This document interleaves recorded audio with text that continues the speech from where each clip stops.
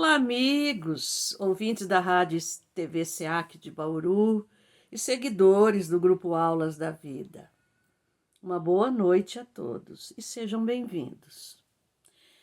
Grupo Aulas da Vida, no mês de junho, teve como tema falar sobre as parábolas de Jesus e trazê-las para os nossos dias atuais. Hoje eu falo com vocês sobre a parábola do avarento. Antes, vamos fazer uma pequena oração. Deus Pai, de amor, Jesus, amigo querido, estamos aqui para mais uma noite de estudo sobre o vosso Evangelho e a doutrina espírita cristã. Eu peço humildemente, Jesus, que estejas aqui entre nós e que possas abençoar a cada um dos nossos ouvintes e a toda a sua família. Obrigada, meu Deus, obrigada, Jesus. Parábola do avarento. Parábola, como eu já expliquei certa vez, é um tipo de narrativa onde se usam usos e costumes de uma região, de um determinado local, para falar às pessoas de uma maneira mais simples, de um modo que elas entendam o que você quer dizer. E parábola sempre tem um fundo moral. Jesus costumava muito usar desta figura de linguagem para ensinar aquele povo simples realmente, para que eles entendessem as verdades do seu evangelho. Isso é o que é parábola. Avarento. Avarento, é claro, todo mundo sabe que vem da palavra avareza, mas no significado dos dicionários, avarento é aquele que se apega demasiadamente a dinheiro ou a bens materiais. E, segundo o dicionário, eles não têm nenhuma generosidade em si. É também chamado de sovina, mesquinho, agiota. E na linguagem popular, nós falamos mão de vaca, unha de fome, pão duro e outros significados, né? A avareza, num certo sentido, já se fizeram estudos que sugerem que as pessoas, quando crianças, que passam por privações econômicas, desenvolvem em si uma mentalidade de escassez, levando-as a valorizar assim, o excesso de dinheiro, a valorizar com excesso a acumulação de bens materiais, como forma de segurança e tranquilidade. Até certo ponto é compreensível, né, pessoal? Mas vamos à parábola. Esta parábola está em Lucas, no Evangelho de Lucas, vai no capítulo 12, vai dos versículos 16 a 21. Para quem tem o Evangelho, pode consultar aí que vocês vão encontrar. É uma parábola muito curta. Eu vou falar para vocês. Jesus, pregando à multidão, propôs-lhes esta parábola. As terras de um homem muito rico tinham produzido com abundância. Muito pensativo e preocupado com tamanha colheita, diz para si mesmo: que farei? Não tenho onde recolher tantos frutos. Pensando um pouco mais, veio-lhe uma solução. Derrubarei os meus celeiros antigos e construirei outros maiores, e aí recolherei todos os meus produtos e todos os meus bens.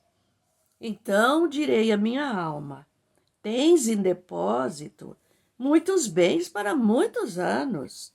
Descansa, dorme, come, bebe e desfrute de tudo que é bom. Mas nessa hora, Deus, ouvindo seus pensamentos, lhe diz: insensato que és, esta noite te pedirão a tua alma, e o que tens ajuntado, para quem será? Assim é, termina Jesus essa parábola, dizendo, né? Assim é, aquele que acumula tesouros para si não é rico para com Deus. Mas que lições esta parábola pode trazer para os nossos dias atuais? Ela traz muitas lições. Pesquisando, meditando sobre ela, 7 lições eu pude apurar desta parábola. E se eu fosse procurar, teria mais ainda. A gente sabe que as palavras de Jesus não foram em vão. E são palavras para toda a eternidade. Primeira lição é a lição do valor do trabalho. Segunda, o apego exagerado aos bens materiais. Terceira lição, a indiferença e o egoísmo. Quarta, os malefícios da avareza. Quinta, deste mundo nada se leva. Sexta, prestar contas a Deus dos seus empréstimos. Sétima, tudo pertence a Deus. Nós vamos ver cada uma dessas 7 lições que eu apurei desta parábola. Pequenina, mas de grande conteúdo, com certeza, né? Vamos falar na primeira lição, o valor do trabalho. Nós podemos sentir nesta parábola que este homem trabalhou muito para conseguir uma colheita tão abundante do jeito que foi. Agora eu pergunto, será que ele estava sozinho? Que a parábola não diz. Será que os seus familiares estavam com ele? Mas aí nós podemos sentir o quê? Que o trabalho é uma lei natural para todos nós seres humanos, e é um meio do homem aperfeiçoar a sua inteligência, buscando o seu bem-estar e também o do seu semelhante. Tudo trabalha na natureza, o homem e até os animais. Sim, os animais têm as suas ocupações, assim como nós, pela necessidade de garantir a sua sobrevivência. Então, tudo trabalha. E é determinação divina que o homem conquista o seu pão de cada dia com o suor do seu rosto. Isso já está escrito na Bíblia Sagrada. Que ele consegue, sim, o seu pão de cada dia, mas com o suor do seu rosto. Mas sem exageros. O trabalho é de grande importância para o homem, para a sua comunidade. Por quê, gente? Porque quando há escassez do trabalho, a gente sabe que a miséria logo se instala nessa sociedade. Então, podemos sentir o valor realmente que o trabalho tem para nós, seres humanos. E nesta parábola de Jesus, como eu disse, foi através de muito trabalho que esse fazendeiro conseguiu, né? O que ele queria. Entretanto, vemos pessoas que se dedicam totalmente ao trabalho, impondo a si mesmos sacrifícios e renúncias a si mesmo. Noites em claro, apenas para satisfazer suas vaidades ou aumentar os seus bens, que já são mais do que suficientes. Eu diria que essas pessoas são escravas de si mesmas. Mas o que mais incomoda as leis divinas de fraternidade e igualdade, que já deveriam estar reinando sobre o mundo, sobre nós, né, os homens, é saber que ainda existem seres humanos que abusam da sua autoridade, impondo aos seus operários jornadas excessivas de trabalho. E sendo quase sempre essas jornadas pagas com salários vergonhosos. Sim, vergonhosos. Como nós vemos pelas mídias, pelas redes sociais, em nossos dias, agora, o abuso daquele que tem mais sobre aquele que tem menos. Explora suas forças físicas, trata-os como animais domésticos, ou até pior, ou como se fossem seus escravos. Será que a escravidão acabou mesmo? Olha os noticiários. E é lamentável dizer isso. A escravidão ainda não acabou. Segunda lição: apego exagerado aos bens materiais. Novamente, eu falo da parábola. O apego daquele senhor rico com aqueles bens materiais que ele possuía. Nós estamos no mundo material, e necessitamos de bens materiais para viver, para sobreviver, é claro. Contudo, para muitos, a conquista de bens para o corpo físico é a sua única via de preocupação. E eles esquecem de adquirir bens para a alma. Sim, bens para o espírito. Que esse é o verdadeiro objetivo da nossa passagem aqui na Terra. Adquirir bens para o espírito. Este sentimento de possuir, de controlar, conquistar grandes riquezas, torna-se para o homem ganancioso uma obsessão. Ele torna-se um obsessor de si mesmo, movido apenas pelo desejo exagerado de aumentar fortunas cada vez mais e mais e mais. Essa avareza sórdida, podemos dizer assim, passa a comandar suas ações, sufocando nele qualquer sentimento de alerta, de uma ideia que possa impedi-lo. Fala, chega, basta. Você já possui mais do que necessário. Não, ele não ouve ninguém. Terceira lição: a indiferença e o egoísmo. Allan Kardec, no Livro dos Espíritos, na questão 883, ele faz uma pergunta aos espíritos da codificação sobre essa temática. Ele pergunta assim: o desejo de possuir está na natureza? Quer dizer, nós, seres humanos, já é nosso essa vontade de possuir? Olha o que eles respondem. Sim, mas quando é só para si e para a satisfação pessoal, é egoísmo. É natural que Deus nos deu, sim, o sentimento de possuir. Porque se não fosse assim, nós não evoluiríamos nem material e nem espiritualmente. Então a gente tem essa ânsia da busca, né, de bens materiais, mas também dos bens espirituais. Se você se concentrar só nos bens materiais, só para si mesmo, então, como ele diz, já é o egoísmo.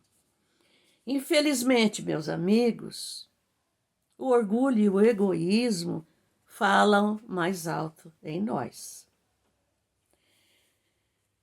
Nós colocamos uma venda em nossos olhos, tapamos os nossos ouvidos para não ver, para não ouvir o lamento dos necessitados que estão aí à nossa volta, para que nós não precisamos, como se nós não precisássemos socorrê-los. Nós fazemos isso muitas vezes. Há homens que são tão insaciáveis que acumulam tesouros sem proveito para ninguém. Às vezes nem para si mesmo, como foi o caso do nosso irmão, do rico fazendeiro, da parábola de Jesus. E outros têm apenas, presta atenção, a satisfação de ostentar para o outro como ele, olha, como eu sou inteligente, como eu fui capaz de conquistar, poupar para ter uma fortuna tão sólida. Isso apenas com a intenção de humilhar aqueles que estão abaixo dele materialmente, apenas com a intenção de ser o melhor, o mais inteligente. Novamente eu pergunto, será que o fazendeiro desta parábola estaria sozinho? Novamente eu faço a pergunta. Não é possível que ele conseguisse tão abundante colheita sozinho. E os seus familiares? Teria ele familiares que também poderiam ter auxiliado? Mas, se nós voltarmos a esta parábola, em seus pensamentos, em seus devaneios, ele não se lembrou de ninguém. Ele não teve nenhum gesto de bondade com aqueles que possivelmente o auxiliaram.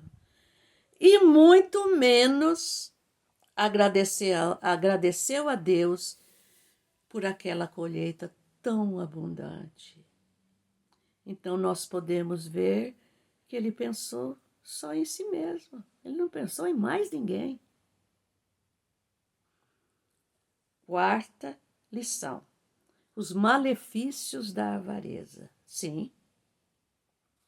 Emmanuel, no livro Vinha de Luz, que é psicografado por Chico Xavier, no capítulo 52, ele diz o seguinte: toda avareza é centralização doentia, preparando metas de sofrimento. Mas a avareza é uma doença?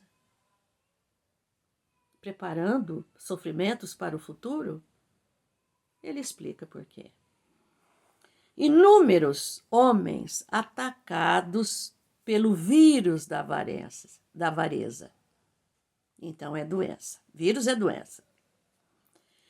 Muito ganharam em fortuna, autoridade e inteligência, mas apenas conseguiram a perversão dos que mais amavam e o ódio dos que lhe eram vizinhos. Amontoaram vantagens para a sua própria perda. A avareza é doença, é um vírus, como diz o Emmanuel. Amontoaram, arrecadaram ódio das pessoas que o amavam, principalmente família, filhos, que não conseguiam compreender, né, aquele seu modo de ser. Às vezes deixava-os privados até do mais necessário.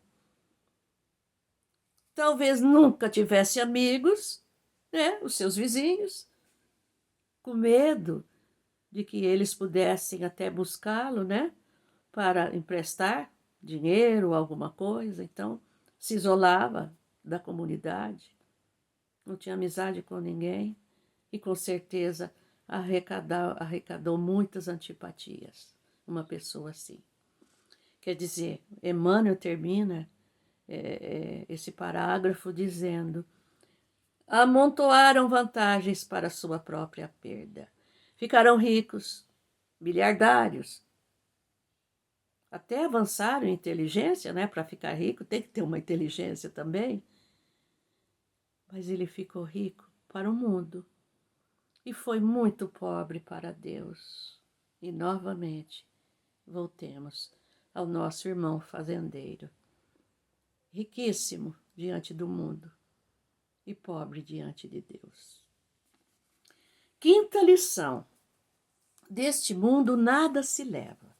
Nós estamos careca de saber, né, disso. Mas parece que a gente não medita muito nisso, não, viu? O evangelista Mateus, no capítulo 6, no versículo 19, ele cita estas palavras de Jesus: Não ajunteis tesouros na terra, onde a traça e a ferrugem tudo corroem, e os ladrões minam e roubam. Mas ajuntais no céu, onde nem traça, nem ferrugem vai corroer, e onde não vai existir ladrão, né, para roubar. Porque é a sua conquista, é a conquista do Espírito.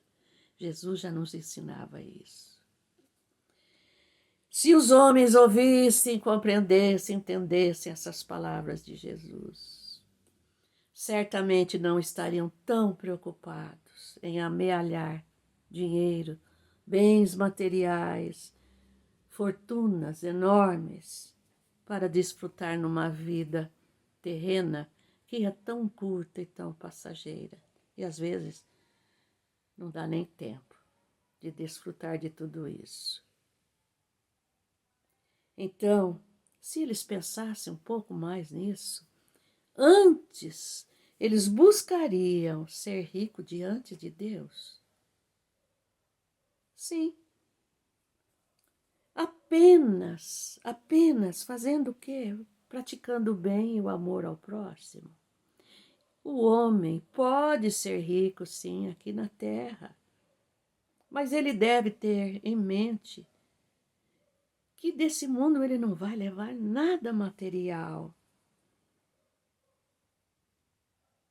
Por quê? Nós podemos concluir que o homem possui de seu somente os bens espirituais que ele pode levar para o uso do espírito diante da eternidade. Que bens seriam esses? A inteligência que ele pode desenvolver aqui na Terra, os conhecimentos que ele adquire, ninguém vai lhes tomar isso. E as qualidades morais que ele pode conquistar. E nada daquilo que é para o bem do seu corpo físico. Ele não leva nada disso. Novamente vamos citar o nosso fazendeiro. Novamente eu cito. Ele não desfrutou os bens nem para o seu corpo físico e não também conquistou bens para o seu corpo espiritual. Ele não foi rico diante de Deus. Ele não estava rico diante de Deus, como disse Jesus. Sexta lição: prestar contas a Deus dos empréstimos que Ele nos concede. Não é só bens materiais, não. Até da nossa inteligência. Nós temos que prestar contas a tudo a Deus. Todos nós sabemos disso. Mas muitos não medita nisso, não pensa nisso, não. E não pensa também que mais cedo ou mais tarde, o anjo da morte, sim, nos levará daqui. E obrigatoriamente temos que prestar contas a Deus do que fizemos com os bens que Ele nos emprestou. E Ele vai nos perguntar, sim, o que fizeste dos bens que eu te confiei? Auxiliastes o teu irmão? O que amontoastes? Para quem será? Às vezes deixa fortunas incríveis somente para a briga dos seus herdeiros. Mortes, nessa questão, mortes existem entre família por conta dos bens materiais. Meus irmãos, se Deus nos empresta uma fortuna, é com a condição de que pelo menos o supérfluo re, o, o, perdão, reverta esse supérfluo, reverta para aqueles que não têm sequer o necessário. Sim. Deus não está pedindo assim, ó, vou te dar uma fortuna, você vai dividir em partes iguais e vai distribuir para todo mundo. Não. Se você criar uma empresa, já vai dar trabalho para muita gente. São muitas bocas que você vai poder alimentar com um salário, mas não salário vergonhoso, um salário digno. Sétima e última lição. Tudo pertence a Deus. No capítulo 16 do Evangelho segundo o Espiritismo, está escrito que os bens da terra pertencem a Deus, que os dispensa, que os distribui à sua vontade ao homem, para que o homem também distribua esses bens conforme sua inteligência e sua integridade, sendo ele, o homem, apenas usufrutuário de tudo o que possui. Se a fortuna foi conquistada pelo trabalho ou uma herança de família, devemos sempre lembrar que tudo vem de Deus e tudo volta para Deus. O que o homem ajunta por um trabalho honesto, eles dizem, é uma propriedade legítima e tem o direito de defendê-la. Deus apenas lhe pede que seja misericordioso com aqueles que nada possuem, proporcionando-lhes, através do trabalho, uma vida digna e saudável. Dá para compreender? Você não precisa dar tudo o que você tem. Basta proporcionar trabalho às pessoas que nada têm.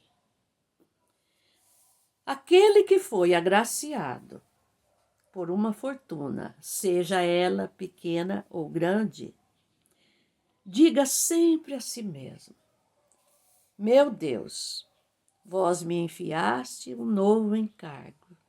Dai-me forças para o cumprir segundo a vossa vontade. Vamos supor que amanhã você receba aí uma herança milionária ou ganha na loto, né? Na loteria, e de repente você está com milhões na mão. Ore, faça essa prece. É uma prece para você não se comprometer mais nessa vida. Olha, esse avarento, esse fazendeiro, mais uma vez, eu quero lembrar a vocês. Ele não se tornou rico diante de Deus, porque em nenhum momento passou pela cabeça dele que ele poderia, sim, praticar o amor, a caridade, a compaixão com os seus que lhe auxiliaram. E novamente eu falo, ele não foi rico para diante de Deus. Ele foi um mendigo para o outro lado da vida. Que isto não aconteça com a gente, né? Mas eu posso dizer a vocês que nós, seres humanos, sim, a gente ainda tem muito de avareza em nós mesmos, viu? Parece que não, né? Mas temos sim. Temos sim. Para muitas coisas não, para determinadas coisas nós temos sim muita avareza. André Luiz, no livro O Espírito da Verdade, na lição número 2, fala sobre esse apego excessivo, né? O excesso. Diz que nós podemos treinar o desapego que nós temos nas pequenas coisas. E nos dá algumas sugestões para que comecemos a combater o vírus da avareza, que é o vírus doença, a doença da avareza, que ainda existe em nós. Ele fala que apenas se você doar aos lares em penúria tudo aquilo que a gente não usa mais. Apenas fazendo isso, você já está treinando a desapegar das coisas materiais e fazendo bem. Sim. Ele dá algumas sugestões para todos nós. Eu dei uma resumida na leitura, na lição, porque é grande. Eu dei uma resumida. Ele diz assim, olha, utensílios domésticos, mobiliários que estão demais em nossa casa. Doemos aos lares que não tem nada. Eu sei, dona de casa, como é que é. Ah, estou precisando trocar os meus talheres, os meus pratos, minhas travessas. Ah, nossa, aquele móvel já não está combinando com a decoração nova da minha casa. Fica ali só atrapalhando e você conservando aquilo. Não tem tanto lar que não tem nada, gente. Outra sugestão. Ah, essa é boa. Doe vestuários, calçados, roupa de cama, mesa e banho, que nós não usamos mais. Nós, donas de casa. Ai, mas essas toalhas de mesa estão velhas, desbotadas, esses panos de prato. Ah, os lençóis, eu vou trocar tudo, as minhas toalhas de banho já estão ásperas, vamos trocar tudo. Isso que você acha que para você não presta, mas é útil para quem não tem nada. E as gavetas? Cheia de blusinhas, as blusinhas da Chay. Cheia de vestidos, calças, camisas, ternos para os homens. Ah, eu não vou dar, não, porque eu vou emagrecer. É assim que nós falamos. Passam-se os anos e cada vez estamos mais gordos. E aquilo está juntando traça que vão ser corroídas, que vão corroer essas roupas. Gêneros alimentícios esquecidos na sua despensa. Quando você vai lá, já venceu. Já está cheio de traças, né? De bichinhos. Venceu e você joga fora e não dá para ninguém. Isso não é correto, pessoal. Emmanuel diz que aquilo que você joga fora hoje, amanhã você vai precisar. Livros que nós já lemos, nunca mais você vai ler de novo. Está ali empoeirando, né? Só transmitindo renite, né? Para quem tem renite é terrível. Doe para aqueles que gostam de ler e não tem como comprar um livro, e livro está caro. Está muito caro, viu? Roupas, essa é boa também. Roupas e pertences pessoais daqueles que já partiram. Tá certo, seu ente querido partiu hoje, amanhã você vai doar tudo? Não. Vamos lá, deixa o ente querido se assentar um pouquinho, mas eu não vou dar isso porque era dele. Isso daqui era da minha mãe, isso aqui era do meu filho, era da minha filha. Guarde um objetinho para você como lembrança sentimental, mas o resto você dê para os outros. E vou dar um conselhinho. Quando você for dar alguma coisa para as pessoas, daqueles nossos entes queridos que já partiram, fulano, fulana, eu vou dar isso daqui em seu nome. Isso chove bênçãos de luzes sobre aqueles que já partiram, porque ele está fazendo a caridade mesmo lá do outro lado. Pense nisso, viu, gente? Pense nisso. Fica guardando coisas onde a traça e o ferrugem vão corroer, não, viu? Como disse Jesus sabiamente. Ajudar uma casa de assistência coletiva. Você pode ajudar com um dinheirinho, ou você pode ajudar com seu trabalho voluntário também, que é o seu tempo, né? Que você está doando. Aplacar a fome alheia. A fome existe. E talvez muito mais próximos de nós do que nós imaginamos. Enxugar lágrimas. você dar um tempinho da sua vida para ouvir um familiar, um filho, uma filha, ouvir um amigo que chora, um vizinho, pessoas que resolveram confiar a você dramas terríveis. Enxuga essas lágrimas com o seu ouvido, com uma palavra de conforto, uma palavra de luz. Todos nós temos, basta querer fazer isso.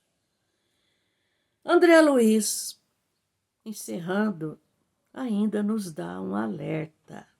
Um alerta. Ele diz o seguinte: previna-se hoje contra o remorso de amanhã. O excesso de nossa vida cria a necessidade do semelhante. Olha que palavras sábias. Remorso de amanhã. Às vezes você amealhou coisas que não serviram para ninguém. E você passa para o lado de lá com grande remorso. Por que que eu deixei tantos bens para que os meus filhos agora dilapidassem de uma maneira tão errada? Por que que eu não construí empresas? Por que que eu não arrumei uma forma de dar emprego para os outros? Matar a fome. Vocês pensem bem, uma empresa que tenha 100 funcionários. Pelo menos, multiplica por 3, 100 funcionários. 3 a 4 pessoas. Já são 300, 350 pessoas que uma empresa está pagando e esses lares não estão sendo privados da comida, do vestuário, da saúde. Então, de 100 se transformou em 350, em 400 pessoas que um empresário pode cuidar nesse mundo. Este, sim, está usando a sua fortuna como Deus gostaria. No final, para finalizar o nosso tema de hoje, eu vou citar Lucas novamente, até nesse mesmo capítulo da parábola do avarento, que é o capítulo 12. Antes de iniciar essa parábola, no versículo 15, Jesus deixa um valioso conselho para todos nós. Ele diz: acautelai-vos e guardai-vos da avareza, porque a vida de qualquer pessoa não consiste na abundância do que possui. Para Deus não é importante o que você possui. É o que você faz com o que você possui. Está aplicando bem ou está aplicando mal? Meditem nisso. Podemos ser sim ricos nessa terra, mas primeiramente sejamos ricos diante de Deus. Meus amigos, minhas amigas, fica aí essas lições desta parábola de Jesus para todos nós. E eu convido vocês a estarem conosco novamente, com o Grupo Aulas da Vida, todas as quintas-feiras, viu? Às 20 horas, pelas nossas emissoras, Rádio e TV SEAC de Bauru, e também pelas nossas redes sociais, Facebook e YouTube. Fiquem todos na paz de Jesus.